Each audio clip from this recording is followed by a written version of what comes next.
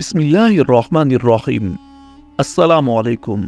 شام T V کے ناظرین کو خوش آمدید۔ ناظرین، 6 ہجری میں آپ صلی اللہ علیہ وسلم جب حدیبیہ سے واپس تشریف لائے تو آپ نے مختلف بادشاہوں کے نام خطوط لکھ کر انہیں اسلام کی دعوت دی۔ آپ نے جب خطوط لکھنے کا ارادہ فرمایا تو آپ کو ایک مشورہ دیا گیا۔ بادشاہ اس صورت میں آپ کا خط قبول کریں گے جب خط کے اوپر آپ کی مہر لگی ہو۔ اس لیے نبی صلی اللہ علیہ وسلم نے چاندی کی انگوٹھی بنوائی جس پر محمد رسول اللہ نقش تھا۔ یہ نقش 3 سطروں میں تھا، محمد ایک سطر میں، رسول ایک سطر میں اور اللہ ایک سطر میں سب سے اوپر لکھا ہوا تھا۔ ناظرین، یہ تب کی بات ہے جب غزوہ بدر، غزوہ احد اور غزوہ خندق ہو چکے تھے۔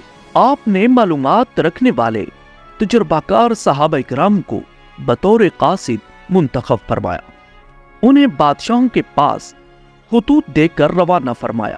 آپ نے یہ قاصد اپنے خیبر روانگی سے چند دن پہلے 1 محرم 7 ہجری کو روانہ فرمائے، لیکن جب آپ نے خطوط روانہ فرمائے تو نجاشی شاہ حبش جیسے لوگوں نے اسلام قبول کیا اور آپ صلی اللہ علیہ وسلم کے خطوط کا خیر مقدم کیا گیا۔ وہیں پر شاہ مصر مقوقس نے آپ کے خط کا خیر مقدم کیا، اسلام نہ لایا لیکن آپ کے پاس تحائف بھیجے۔ لیکن ایک بادشاہ ایسا بدبخت نکلا، جب اس کے پاس آپ صلی اللہ علیہ وسلم کا مبارک خط پہنچا، وہ بے ادب آپ کے خط کی بے حرمتی کرنے سے باز نہ آیا اور خط کو پھاڑ دیا۔ اس بادشاہ کا نام اور انجام کیا ہوا، آج کی ویڈیو میں ہم آپ کو یہ بتانے والے ہیں۔ چینل پر نئے آنے والے دوستوں سے کہیں گے چینل کو سبسکرائب کر لیجئے اور بیل آئیکن کو پریس کیجئے تاکہ ہر آنے والی اسلامی ویڈیو سب سے پہلے آپ کو مل سکے۔ کامنٹ سیکشن میں آپ کو یہ ویڈیو کیسی لگی اپنی رائے ضرور دیجیے گا۔ ویڈیو کو لائک اور شیئر کرنا مت بھولیے۔ ناظرین، آپ صلی اللہ علیہ وسلم نے جہاں پر خطوط یورپ، ملک شام، یمن، مصر کے بادشاہوں کے نام لکھے، وہیں پر آپ نے ایک خط بادشاہ فارس کسریٰ اس کے نام بھی روانہ کیا، جس خط میں یہ درج تھا: محمد رسول اللہ صلی اللہ علیہ وسلم کی طرف سے کسریٰ عظیم فارس کی جانب اس شخص پر سلام جو ہدایت کی پیروی کرے اور اللہ اور اس کے رسول پر ایمان لائے اور گواہی دے اللہ کے سوا کوئی لائق عبادت نہیں، وہ تنہا ہے، اس کا کوئی شریک نہیں، اور محمد صلی اللہ علیہ وسلم اس کے عبد مکرم اور رسول ہے۔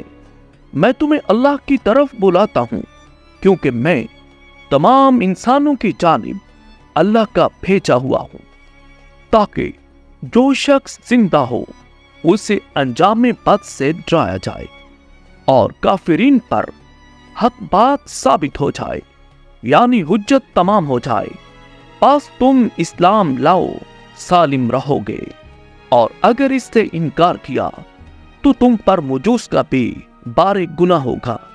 یہ خط کے الفاظ تھے جو آپ صلی اللہ علیہ وسلم کی جانب سے شاہ کسریٰ بادشاہ کے نام لکھے گئے، جو اس وقت فارس کا بادشاہ تھا۔ ناظرین، جب آپ صلی اللہ علیہ وسلم نے اس خط کو تحریر فرما دیا، اس خط کو لے جانے کے لیے آپ نے حضرت عبداللہ بن حذیفہ رضی اللہ عنہ کو منتخب فرمایا۔ انہوں نے یہ خط جو آپ صلی اللہ علیہ وسلم کی جانب سے لکھا گیا سربراہ بحرین کے حوالے کیا۔ اب یہ معلوم نہیں کہ سربراہ بحرین نے یہ خط اپنے کسی آدمی کے ذریعے کسریٰ یعنی فارس کے بادشاہ کے پاس بھیجا جس کا نام خسرو پرویز تھا، یا یہ خود حضرت عبداللہ بن حذیفہ کو دے کر روانہ کیا۔ بہرحال جب آپ صلی اللہ علیہ وسلم کا یہ مبارک خط کسریٰ کو پڑھ کر سنایا گیا تو اس بدبخت نے آپ کے خط کو پھاڑ دیا اور نہایت متکبرانہ انداز میں بولا، میری رعایا میں سے معاذ اللہ ایک حقیر غلام اپنا نام مجھ سے پہلے لکھتا ہے۔ رسول اللہ صلی اللہ علیہ وسلم کو اس واقعے کی جب خبر ہوئی تو آپ نے فرمایا، اللہ اس کی بادشاہت کو پارا پارا کرے، اور پھر وہی ہوا جو آپ نے فرمایا تھا۔ چنانچہ اس کے بعد کسریٰ نے اپنے یمن کے گورنر بازان کو لکھا، یہ شخص جو حجاز میں ہے، اس کے یہاں اپنے 2 توانا اور مضبوط آدمی بھیج دو کہ وہ اسے میرے پاس لے کر حاضر ہوں۔ بازان اس کی تعمیل کرتے ہوئے 2 آدمی منتخب کیے اور انہیں ایک خط دے کر رسول اللہ صلی اللہ علیہ وسلم کے پاس روانہ کیا، جس میں آپ کی طرف یہ لکھا گیا تھا کہ وہ شاہ کسریٰ کے پاس حاضر ہوں۔ جب وہ مدینہ پہنچے اور بارگاہ رسالت کے روبرو حاضر ہوئے تو ایک نے کہا، شہنشاہ کسریٰ نے شہبازان کو ایک مکتوب کے ذریعے حکم دیا ہے کہ وہ آپ صلی اللہ علیہ وسلم کے پاس ایک آدمی بھیج کر آپ کو کسریٰ کے دربار میں لے جائیں۔ بازان نے اس کام کے لیے مجھے آپ کے پاس بھیجا ہے کہ آپ میرے ساتھ چلیں۔ ساتھ ہی دونوں نے دھمکی آمیز باتیں بھی کی۔ آپ نے انہیں حکم دیا کہ کل ملاقات کریں گے۔ ادھر عین اس وقت جب مدینہ میں یہ دلچسپ مہم درپیش تھی، خود خسرو پرویز جو فارس کا بادشاہ کسریٰ ہے، اس کے گھرانے کے اندر اس کے خلاف ایک زبردست بغاوت کا شعلہ بھڑک اٹھا، جس کے نتیجے میں قیصر کی فوج کے ہاتھوں فارسی فوجوں کی پے درپے شکست کے بعد آپ خسرو پرویز کا بیٹا شہرویہ اپنے باپ کو قتل کر کے خود بادشاہ بن بیٹھا، اور اس طرح خسرو پرویز جس نے آپ کے مبارک خط کو پھاڑا تھا، اپنے ہی بیٹے کے ہاتھوں واصل جہنم ہوا۔ یہ منگل کی رات 10 جمادی الاولیٰ سن 7 ہجری کا واقعہ ہے۔ رسول اللہ صلی اللہ علیہ وسلم کو اس واقعے کا علم وحی کے ذریعے ہوا۔ چنانچہ جب صبح ہوئی اور دونوں فارسی نمائندے دوبارہ بارگاہ رسالت میں حاضر ہوئے تو آپ نے انہیں اس واقعے کی خبر دی۔ ان دونوں نے کہا، کیا آپ سچ کہہ رہے ہیں؟ ہم نے آپ کی ایک غیر معمولی بات سنی ہے، تو کیا ہم بازان کو یہ خبر لکھ سکتے ہیں؟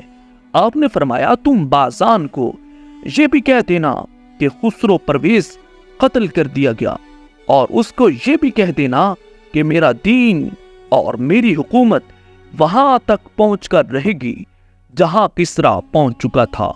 جہاں پر آپ صلی اللہ علیہ وسلم کی یہ غیبی خبر سچ ثابت ہوئی، وہیں پر یمن کا بازان جو گورنر تھا، وہ آپ صلی اللہ علیہ وسلم کے اس علم کو دیکھ کر اپنے رفقا کے ساتھ جو یمن میں موجود تھے، آپ صلی اللہ علیہ وسلم پر ایمان لے آیا اور آپ کی غلامی میں داخل ہو گیا۔ اللہ ہم سب کو اپنے محبوب صلی اللہ علیہ وسلم کی سچی غلامی نصیب فرمائے، آمین۔